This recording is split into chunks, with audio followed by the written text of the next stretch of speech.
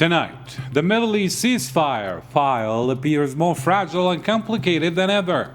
More than 2 months after the outbreak of the US-Israeli war on Iran, the region is now facing a dangerous overlap between military pressure, diplomatic bargaining, energy insecurity, and great power competition.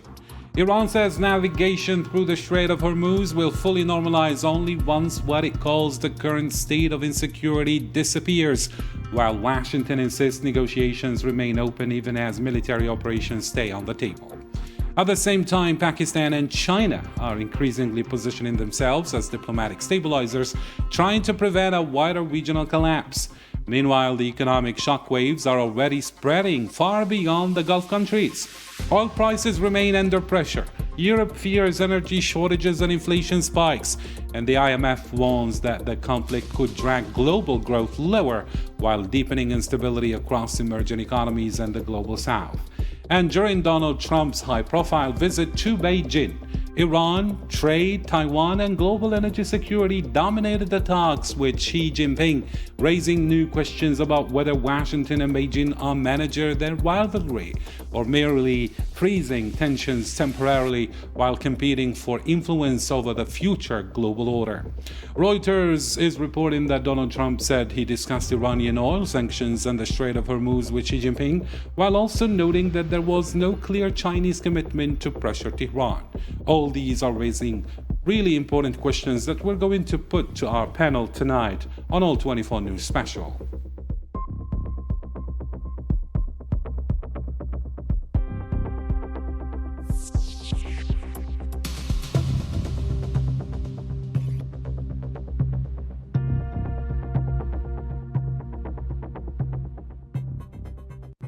Hello there, ladies and gentlemen, and welcome to All 24 News Special coverage with me, Karim Fasakri. And let's bring in now our guest to dissect these developments. We have live with us from London, Dr. Irfan Raja, political analyst and media specialist. Hello there, Doctor, and thank you for agreeing to be with us. My pleasure. Thank you so much for having me. The pleasure is ours. And also, we're honored to be joined by Dr. Gonçalo Ribeiro Teles, founder, consultant, and political analyst from Lisbon, Portugal. Hello there, Doctor, and thank you for agreeing to be with us again on the show. Hello, good evening. Thanks for the invite. It's our pleasure, Gonçalo. Also, we are thrilled to have Dr. Dania Raisi. She's a professor at George Washington University.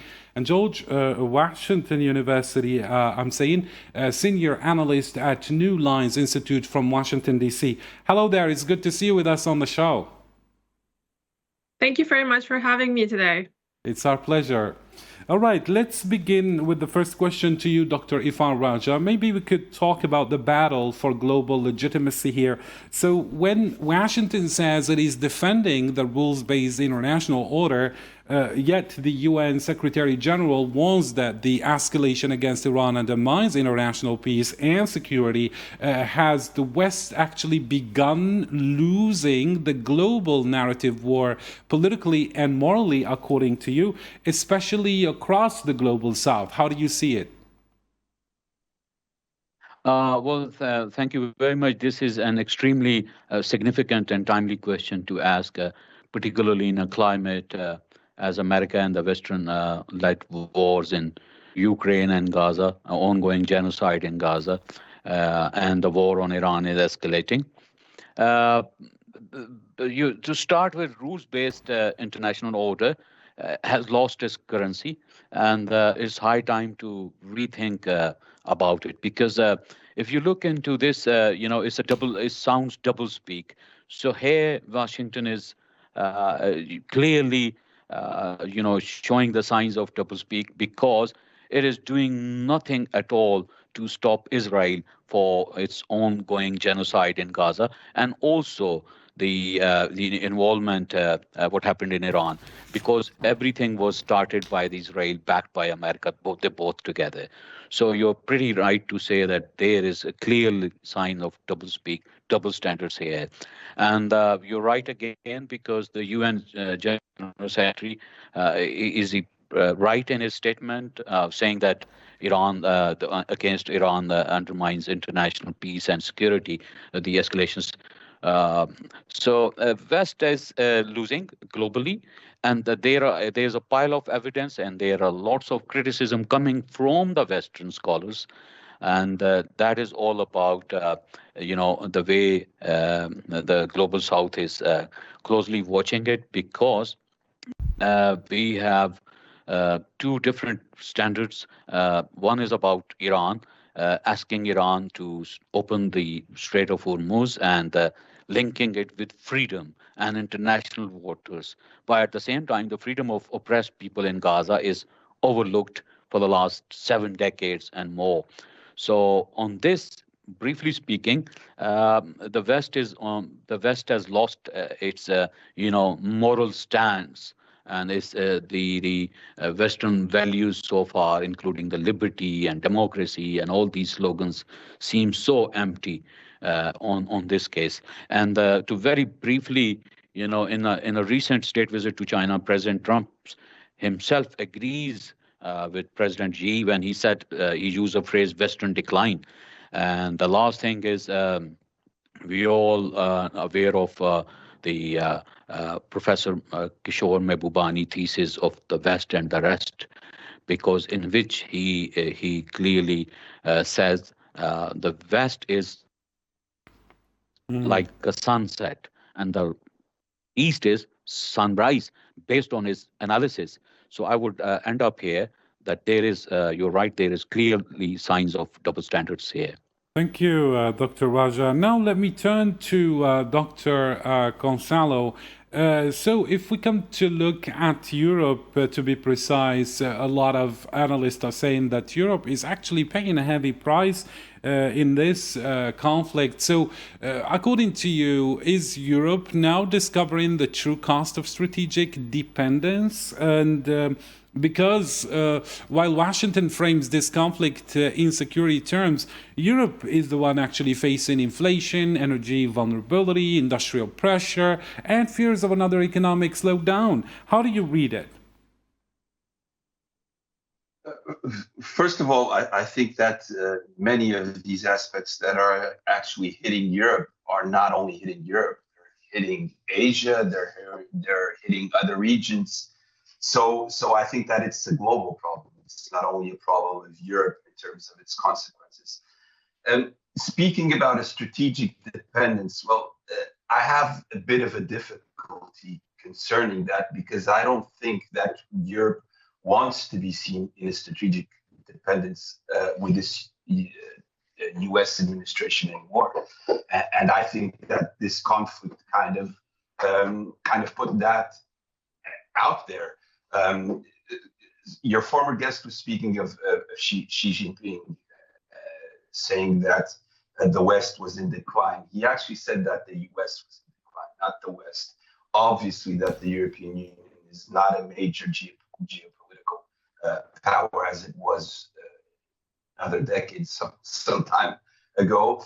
But I think that we truly have to separate what is the European Union positioning practically since the beginning of this attack and what is the American position. And that also has to do with an acceleration of what is today a sort of autonomy in its foreign policy towards the American administration. And I think truly that most European countries today have understood that they can no longer align with this U.S. administration.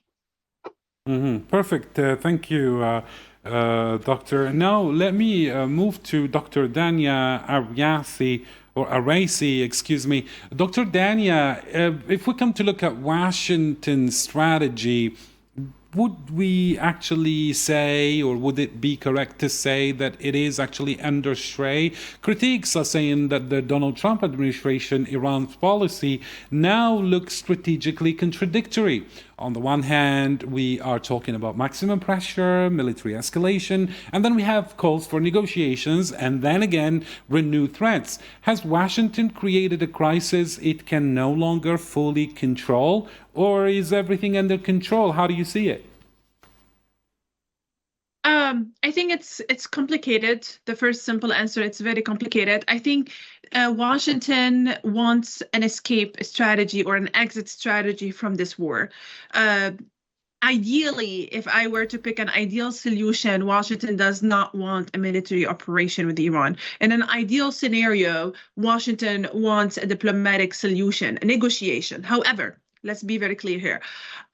Negotiation is very less likely to bring a serious change or a serious solution for this conflict. And if you ask me why, I would say one element is because there's no enough trust between both parties. Both parties are very extremely unable to bring any concession to the table when it comes to their nuclear programs and the enrichment of uranium. So even though we want diplomacy to be the only solution, that's not working. So then the other alternative option that Trump is doing right now is to try to pressure Iran to make concessions, and particularly the way President Trump is trying to pressure Iran is through an economic strategies. So he decided to implement the naval blockade to pressure the Iranian economy so they don't export oil, so they don't have an income. The major source of income for the Iranian economy is oil. So the naval blockade, that was initially the major objectives or goal of the naval blockade. It did not work.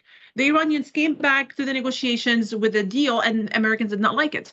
So this did not work. And then the Americans went to the Chinese and trying to ask the Chinese to avoid buying Iranian oil. That did not work. Also, in an attempt to bring pressures on Iran to make some changes in the concession, that did not work.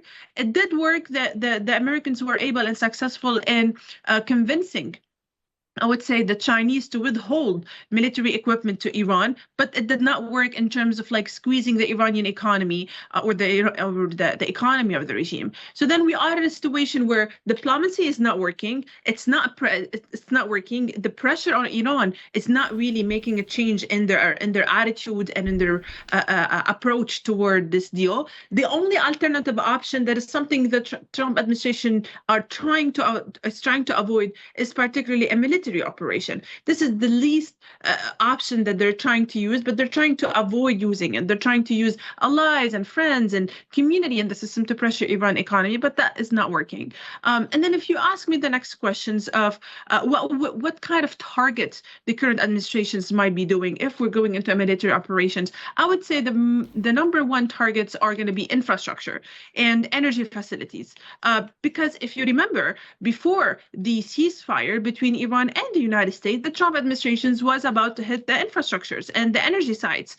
And that's what really stopped, the Iranians and the Americans and put them on the table for a ceasefire. So then that's what it looks like the administration is going to be doing, is really targeting infrastructures or energy sites to pressure Iran to come to the table, because the economic pressures are not working. So then we're going to use the alternative option here, that is the military pressure.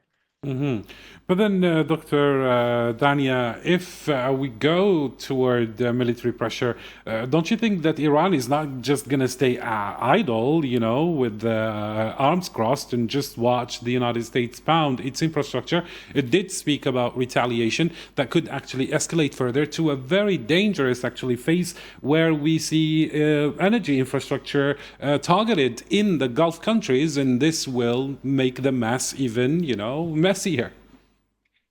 Yes, that's a very good question. Last week, President Trump spoke with the leaders of the Gulf countries, the UAE, Saudi Arabia, and we've seen also this month and in April, Saudi Arabia has engaged in a modest way, I would say, in a certain military attacks against Iran. So yes, the answer is, if we did engage in a military operations, definitely it's going to be costly for Iran, for the Gulf countries. It would definitely put the relationships of the United States and the Gulf countries on a very sensitive, thin line.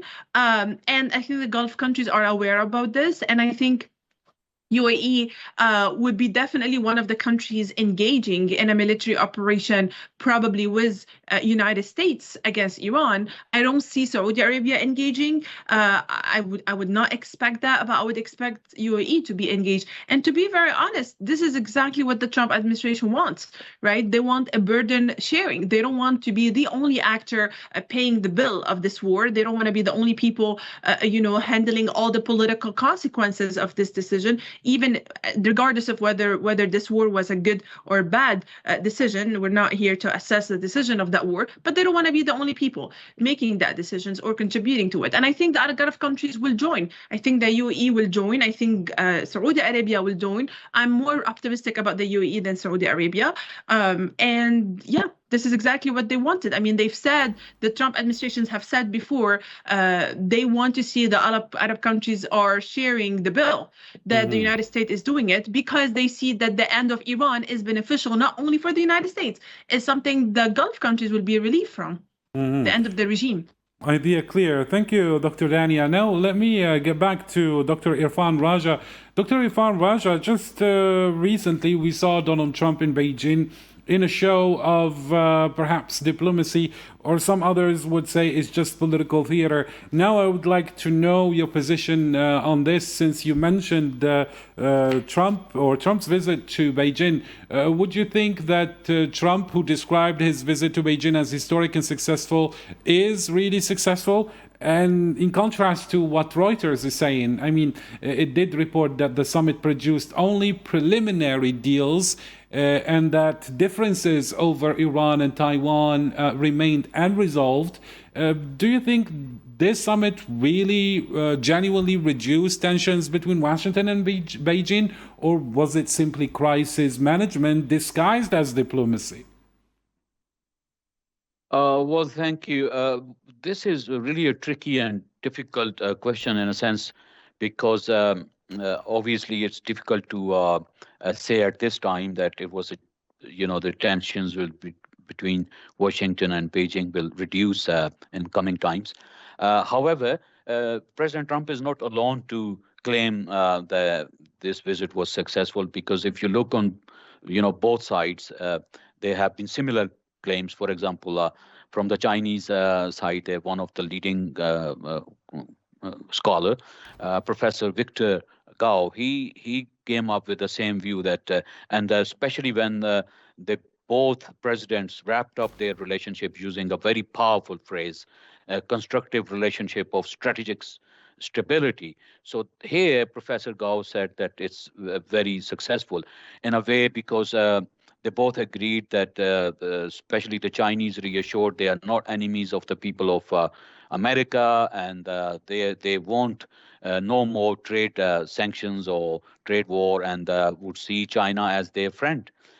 So both sides claim, obviously, there was a high-profile visit, and as far as your reference to Reuters is concerned, look, we have different views on the same story on different media outlets and news wires. For example, if you closely watch Sky and Fox, the Sky News was more on focusing on Taiwan, whereas on the Fox News channel, they show the trigger, showing bringing in President Trump, saying that in a meeting, President Xi agrees that he will not supply weapons to Iran, and they will assist America to end this war.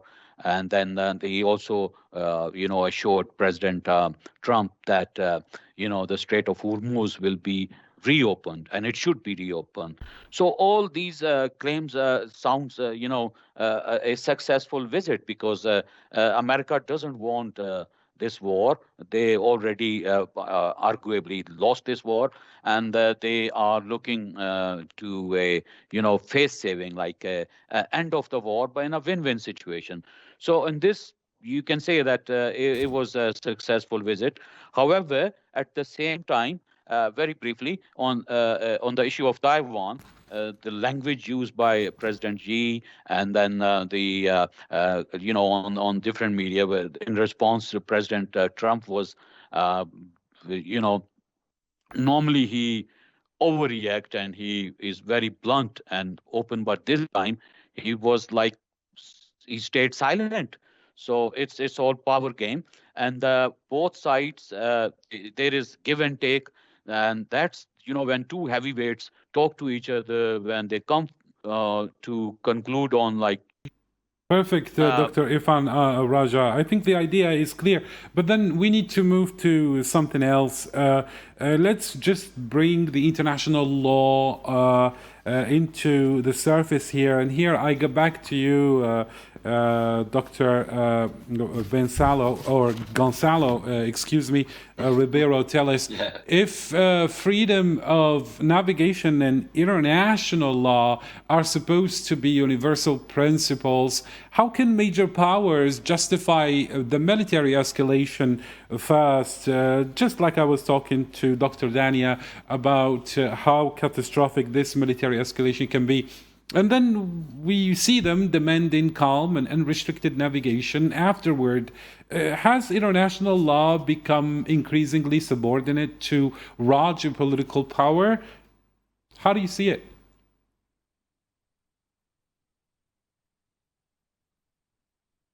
Dr. Gonzalo Ribeiro Teles, can you hear me? For the first part of your question, I think that definitely, yes, I can hear you with some cuts. Can you hear me well? Yeah, perfect. I can hear you perfectly. Hello? Yes. Can you hear me well? Yes, I do. Okay. Concerning your first question, I think it's actually difficult to sustain that after breaking international law, obviously. But I think that they'll have to work on convincing Iran after winning this war in certain terms. I mean, Iran comes out stronger from this war. It has a new diplomatic weapon, which is the Strait of Hormuz, that they'll even be better in negotiating diplomatically if the Strait of Hormuz is completely free to all ships. And that I think that definitely the stance has to be on those diplomatic talks. And where the United States is more fragile now and Iran is stronger. Concerning international law and raw geopolitical power, well, I'll have to say that in this conflict concretely, it is proved that the Western countries that stuck to international law were right, because what we see here is that the geopolitical raw power failed in all aspects. The Trump administration didn't manage to have any outcome. There's nothing that the Trump administration can sell locally or inwards in the United States, not at all. Iran is stronger after this. It has a new geopolitical weapon in certain aspects, which is the Strait of Hormuz. Definitely, there was no regime change. So this war that went against international law was not smart. So I think that, again, European countries that sustained international law, and most of them did, and said that this war was illegal, was ignorant, and should have not taken place, were right. And here I say this with some difficulty, but my own country, Portugal, was probably the worst European country in that sense, because it kind of put a blindfold over its eyes and was one of the few countries in Europe, if not to say the only one, which permitted the U.S. administration to use its base de lages in a source for this attack. Unfortunately, that did not fall well in the European Union. It's not falling well in the European Union. So we can see here that there's definitely two positionings in the West. There's the positioning of the U.S. administration. There's the positioning of very few European countries, to say one or two. And then there's the whole European Union, which, again, stuck by international law and did so rightly, because the raw geopolitical power definitely did not outplay the international law here. So I would say that the Trump administration, in its 2 years or 2 years and a half that has left of this term, should look more into what is conflicts that go against international law, because that will only make them lose more global power and more international power. We were speaking about Beijing before, and what you saw from Beijing is a country like China, which is very predictable in that sense, which obviously has many other flaws concerning human rights, concerning various aspects that the European Union does not see in a very good light, but it's predictable. It works in a multilateral world order. And that is very important. And that is helping China to gain a much stronger international and global power in all aspects comparing to the United States. So I would say that in line with what was the first term of the Trump administration, the Trump administration is the best thing that happened to China in all aspects, in all of its gaining in international power, both in the first term and definitely now in the second term of the Trump administration. Thank you, Dr. Gonzalo Ribeiro Teles. Actually, it's very interesting that you raised the issue that the European Union in its majority is against the war, but then still a portion that backed it up. And we can see also that there is growing consensus about the illegality of this war, even inside the United States. And here, let me bring Dr. Dania Araisi again. With this question, central question, is the United States really fighting a war for its foreign ally strategic interests? I mean, Dr. Dania, inside parts of the American political and academic establishment, a growing argument is emerging that the United States is indeed sacrificing its own strategic interest for Israel's regional agenda. Do you believe this debate is becoming more mainstream, let's say, inside Washington? How do you get this yourself? Yeah, I mean, this is a valid question and a valid concern. To be very honest here, I think United States did not really need to engage in this war, and it did cost us significantly. I think for the best interest of Israel is not to stop that war. I would say it's not in Israel's interest to have a deal or an agreement to end. I do agree with the argument to a certain extent that United States has sacrificed some of its interest and leverage in that war. There is a public frustrations and public anger here in the United States because of that war, particularly with the oil prices are rising, and we are getting closer and closer to the midterm elections. And yet the economy is not doing well, and there is a mass public frustration. So overall, I see the argument, I understand the argument, and I think there is a lot of validity in the argument. United States engaged in a war primarily for different reasons. I mean, Iran is definitely a concern and a problem, but I think definitely Israel has benefited significantly from that war, and it's not in the best interest of Israel is to stop that war, or at least if that war will stop, the terms and conditions of that deal will have to pass through the screening of Bibi Netanyahu. We've seen this happening already. I mean, President Trump has called the Prime Minister of Israel literally immediately after he received the Iranian response from the Pakistanis last weekend. So, I mean, this is all to say that definitely there is a lot of influence of Israel on that war and the decision to even engage in that war. And how do you see the public actually reacting to this war, Dr. Dania? I mean, if this war happening somewhere in a corner in the globe, according to the average American, they wouldn't actually see their bills, going higher. They don't want to pay for higher, fuel prices. We have actually got a lot of reports that there is public frustration in the United States regarding the war as well.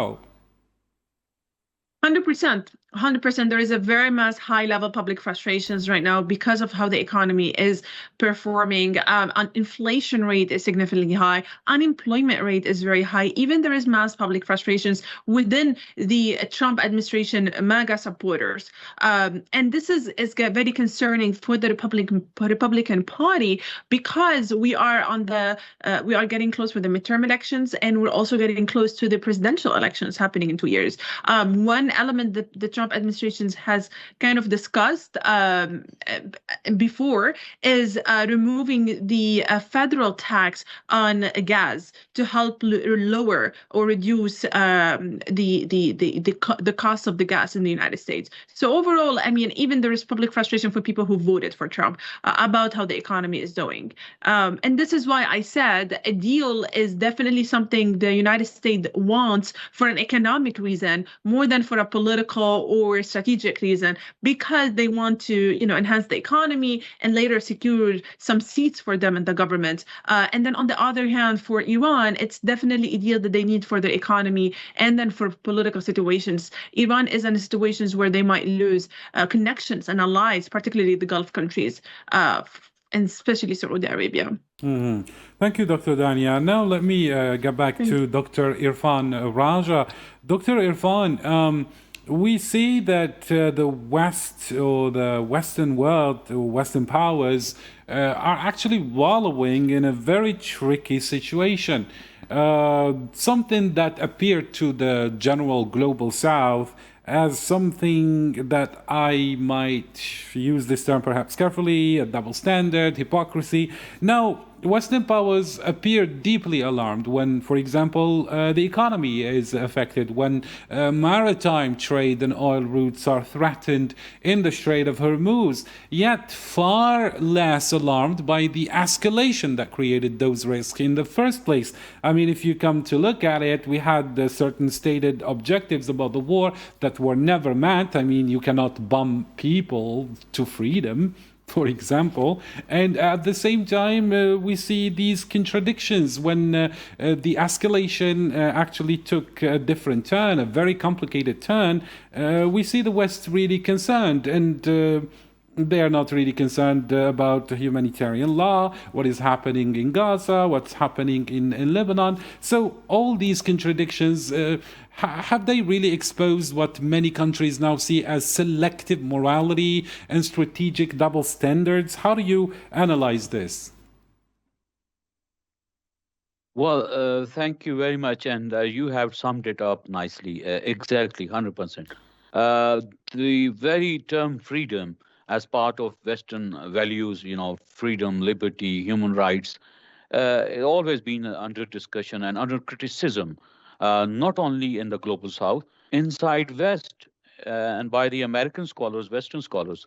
Again, at the start of war on Iran, the basic, the agenda was wrapped up in freedom and humanity and human rights, and that's why the stress was on regime change.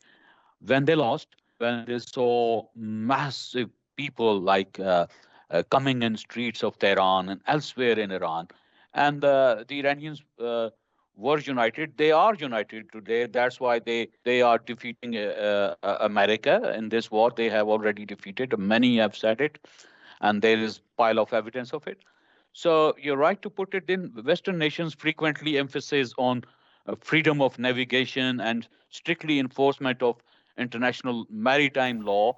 It's all, to do with a new phrase like the Americans are using it, freedom project. Now, what sort of freedom it is? There is no freedom because it's, as you said, it has lost its meaning. We have a different freedom for different countries, and when Israelis are doing something, they are being portrayed as defense. But at the same time, when Iran, a sovereign nation, or Venezuela, or all nations in the world, when they stood up for their rights, it has been branded as, extremists, radicals, terrorists, and all that. And then in that case, if you look into it, that's why there's growing resentment, not only in global South, in the Western capitals.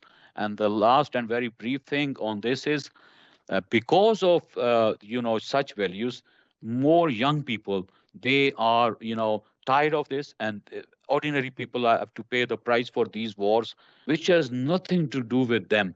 It's only these wars are fought for the people in power, for those in military industrial complex, because they are there to run their business, expand their business, sporting and creating arms conflict to sell their weapons, and nothing to do with ordinary people. Now, summing up, the as a result of this war, what we have seen is a rise in prices in the West, in the South as well. And we have like almost West knows there's 15 million tons of crude oil on a daily basis. It's when so far this energy crisis have come to a point where the ordinary people have began questioning their countries why you are supporting this war, and that is why you have seen recently the sitting prime minister in the UK, his party has lost the general elections, and same will happen in America. And so I agree with your guest in Washington, in America, that is right, because in the coming midterm elections or the presidential elections, if this strategy continues, no one is buying this strategy anymore, like this freedom and all these empty slogans. Mhm. Thank you, Dr. Raja. Now, let me move to Dr. Gonzalo Ribeiro Tales again. Dr. Ribeiro, if we come to look at the strategic interest of Europe again, we discussed earlier the European society or societies in general are actually paying the economic and political price. But then could this crisis deepen strategic divisions inside Europe over, for example, NATO, energy security, and even relations and alignment toward China? Yes, it definitely can. I think it already is. Again, I have to say that it already is, and there's a will of Europe, mainly after this conflict and Netanyahu and Trump's attack of Iran, to start being truly autonomous and to have autonomous foreign policy, to kind of accelerate the whole defense unit that Europe definitely needs. But there's an understanding today in the European Union that not only can the partnership with the US be reliable whatsoever, but it also has to make its own way. And especially concerning what was said before, that I think that even the European Union is seen in a very hypocritical way, and that's accurate in most aspects, especially concerning Gaza. But we have to see that even today in Europe, and I would say that in practically all countries of the European Union, both Netanyahu and Trump are seen in the worst light. They're very unpopular leaders. Israel has been seen in that light for some time now, since Gaza. And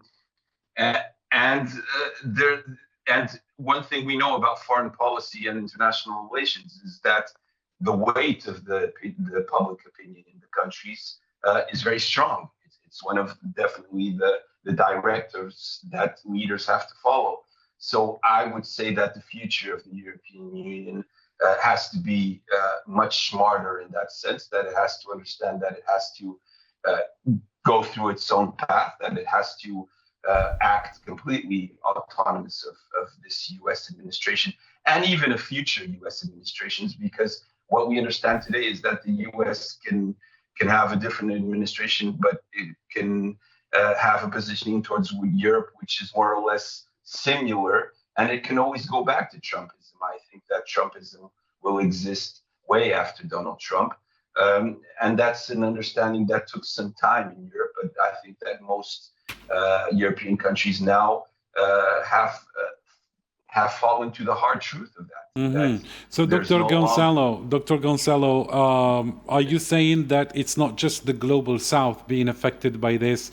We are actually witnessing a beginning of a broader geopolitical and economic realignment, not just in the global South, but also in Europe. definitely.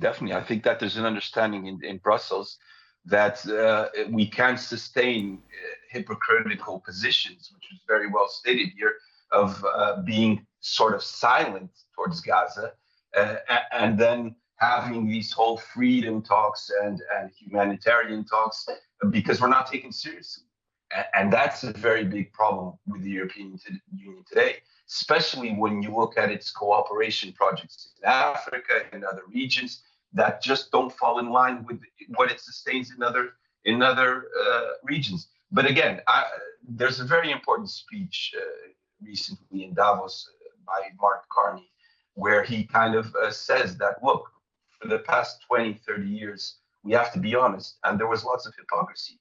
And today we can't be hypocrite. This cannot happen anymore because the real politics has to be sort of aligned with what is economic interests at the same time. Obviously, we have to look at different regions in different ways, and we can't think about this whole projecting of democratic principles and all that. But we do have to walk the talk, and walking the talk means we can't have a positioning towards Gaza and then have a positioning towards Iran, and them being completely opposite, because it's easier to have that positioning towards Iran and being silent towards Gaza. But that's changing. Again, I think that we have to also be honest and understand that that's changing. I mean, when you look at European Union today and you see that there's a completely different, even diplomatic stance towards Israel. The Spanish Prime Minister actually began that, and he was a game changer in that sense. But today, embassies are closing all over European Union countries. Israeli embassies are closing. So I'm pessimistic in one side, but I'm optimistic in another side, because I think that in Europe, this outfold accelerated this need of Europe to be independent and autonomous of the U.S. administration. Perfect. And all these data and analysis actually is putting China in the picture as a strategic winner. And here I would like to bring Dr. Dania Raisi again regarding this matter. Dr. Dania, the U.S., from what we're seeing and gathering from these reports, increasingly appears to need China's influence over Tehran to stabilize the situation. And as you said earlier, perhaps find a strategic exit to this crisis. Now, does that paradoxically somehow strengthen Beijing's geopolitical position at the expense of American leverage in the Middle East? How do you read it? Yeah, I think United States is trying to influence and undermine Iran in every single possible way. And one of the ways right here is going after Iran's closest allies, Russia and China. Already in terms of Russia, President Putin offered President Trump the help on that war. President Trump declined the offer and asked President Putin to focus on what's going on in Ukraine. Same with China. I think China has definitely a lot of influence and leverage over Iran, and I think China has already agreed to withhold military equipment from Iran, but they have declined to stop or avoid buying Iranian oil. And I think China right now has a lot of influence and leverage over the United States.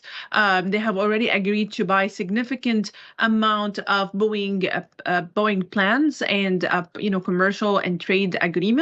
And this gives them a lot of pressure and influence over the United States, but really over this entire conflict. And the Chinese are very smart and skeptical in terms of how they want to engage in this war. And they can definitely use it to their own strategic interests and influence the United States strategies. And this being clear, I mean, China right now are really pursuing whatever it's in their best interest.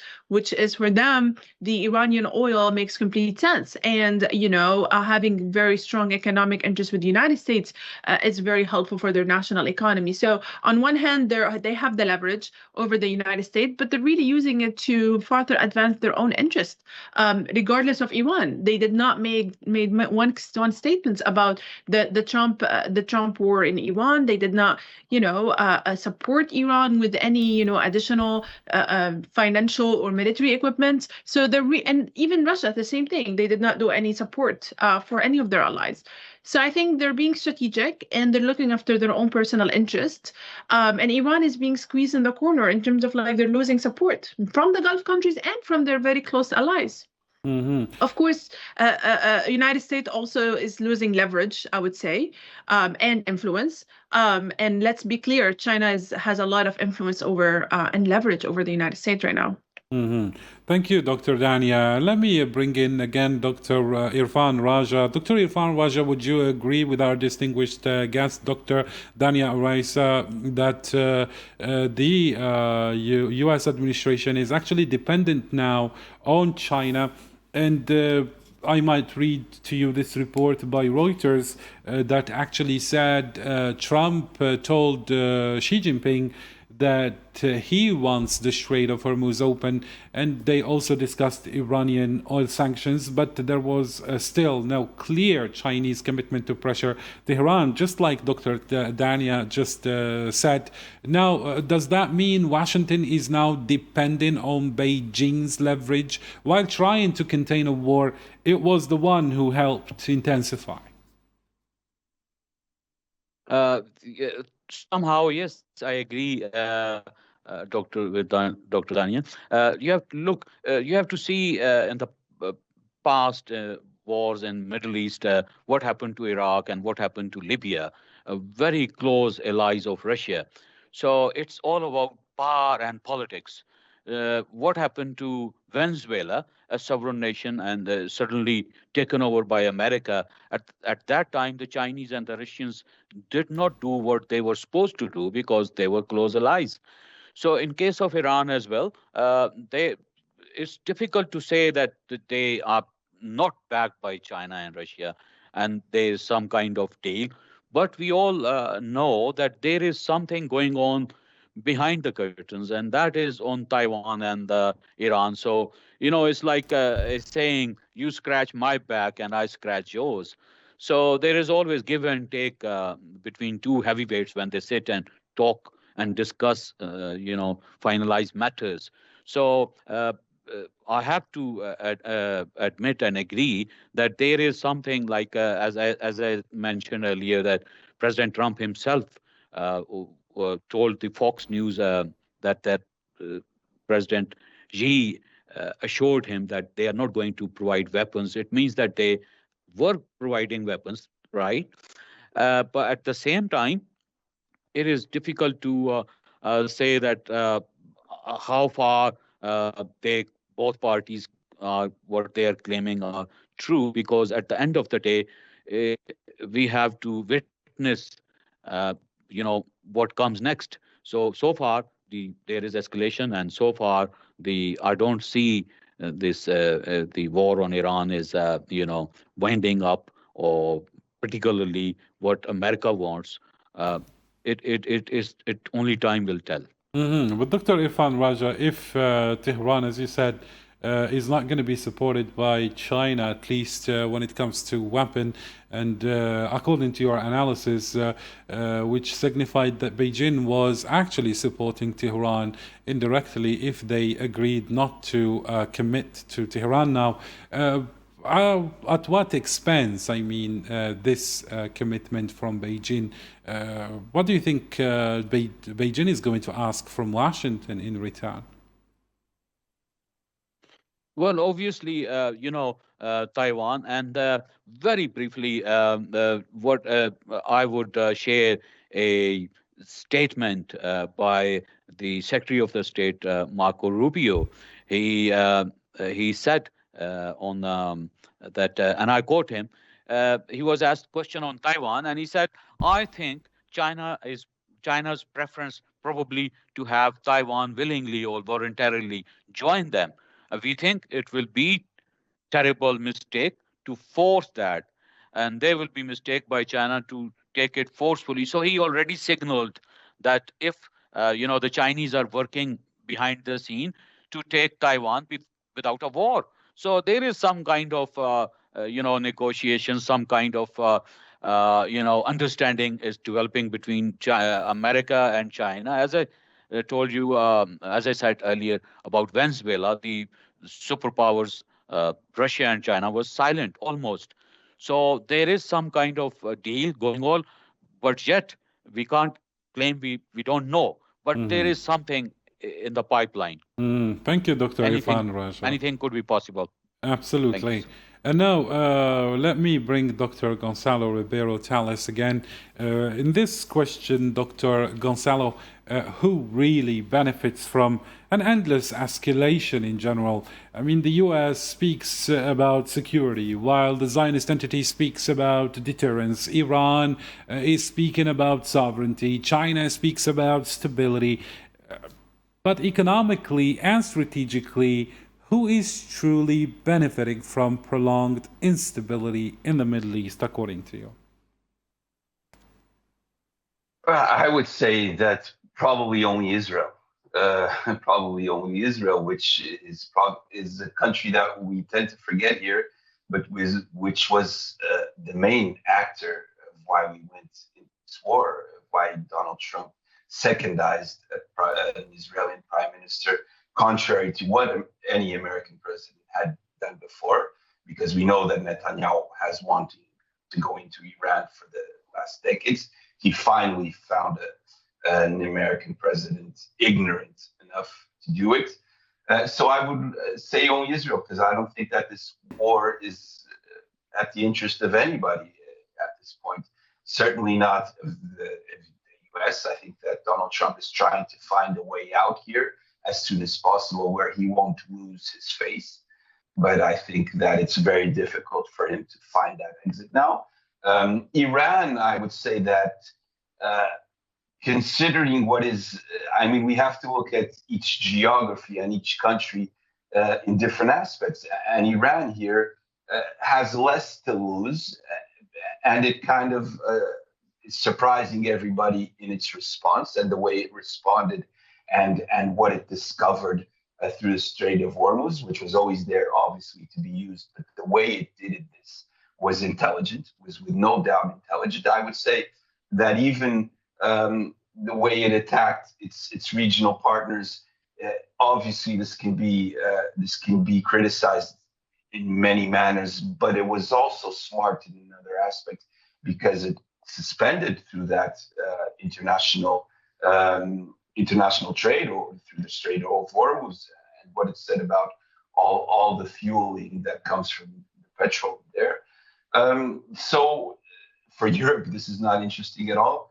So I would say that for no countries except Israel, this is interesting to maintain the status quo. For China, which is mainly a global economic power that relies on the Strait of Hormuz also, and as does other Asian countries.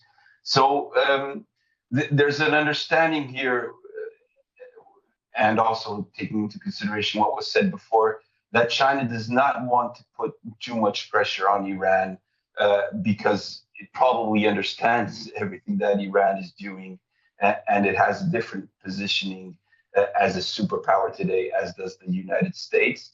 But I would say that China will probably, under the curtains, put more pressure now that this unfolds in a diplomatic way as soon as possible, and probably pressuring Donald Trump. This was probably already done in Beijing to let go of some of the negotiating aspects that he wanted to have played in his own way. But that won't fall towards the American interest. Mm-hmm. Thank you so much, Dr. Gonzalo Ribeiro Telles. As we are nearing the end, I would like to ask this final question to Dr. Dania Araisi. Dr. Dania, here we might speak about this fragile ceasefire as perhaps just a pause or something let's say, the calm that comes before, the tornado, the storm. So do current diplomatic efforts genuinely, according to you, reduce the risk of regional war, or are all the sides here simply buying time before the next escalation as, an endgame scenario? The simple, straightforward answer to that question is that diplomacy and negotiation between Iran and the United States is very much less likely to bring an end to that conflict. I think these parties are right now buying time. I think a regional conflict and a military operation is very, very high likely to occur unless there is a miracle, but I don't expect Iran and the United States to make any concessions. And it's something the United States is aware about, and they're trying to avoid as much as possible, given the high cost of such a military engagement, as you mentioned. So the simple answer is there is no possibility, I think, for a diplomatic solution between both parties to happen, especially after more than 2 rounds of negotiations and back and forth between both parties. I mean, it's sad to see this is happening, but I think there are going to be at least one more round of military operations before maybe one of the parties make some concessions and make some changes to their terms and conditions before reaching a deal. Thank you so much. Well, we have to wrap up here. My thanks to all my panel, Dr. Ifan Raja, political analyst and media specialist from London. Thank you so much. Dr. Gonzalo Ribeiro Teles, founder, consultant, and political analyst from Lisbon. Thank you as well. Thank you. Dr. Dania Araisi, professor at Georgetown University and George Washington University, senior analyst at New Lines Institute from Washington, D.C. Thank you so much again for agreeing to be with us on all the sharp analysis. So tonight's developments make one thing increasingly clear. This is no longer simply an Iran crisis or Middle East conflict. It has become a global stress test for American leadership, for China's rising diplomatic role, for Europe's strategic autonomy, and for the resilience of the global economy itself. The IMF has warned that a prolonged Middle East war could further weaken global growth and intensify inflationary pressure. From Washington to Beijing, from Brussels to the Gulf countries, the real battle is no longer only about missiles, sanctions, or military deterrence. It's about legitimacy, influence, economic survival, and the future balance of power in an increasingly unstable world order. And as the fragile ceasefire struggles to hold, one central question remains unanswered. Can global powers still manage crises through diplomacy and international law, or has the world already entered a new era where power politics overrides both? From all of us here at All 24 News Channel, thank you for watching, and until another episode, have a good one.